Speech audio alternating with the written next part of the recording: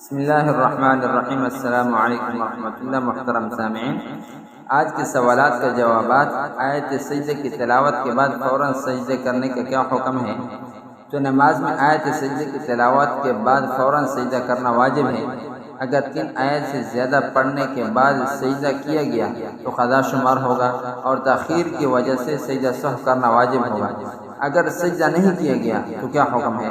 تو نماز کو دوبارہ پڑھنا لازم ہوگا، اور جو سجدہ تلاوت نماز میں واجب ہوا ہے وہ سلام پھیرنے سے پہلے بلکہ سلام پھیرنے کے بعد جب تک نماز کی کوئی منافی حرکت نہ ہو سجدہ کر لینا چاہیے۔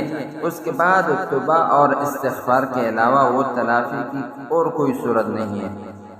دوسرا مسئلہ، آیت لا مطلب یہ ہے کہ قرآن مجید میں بعض جگہوں میں لا آتا ہے۔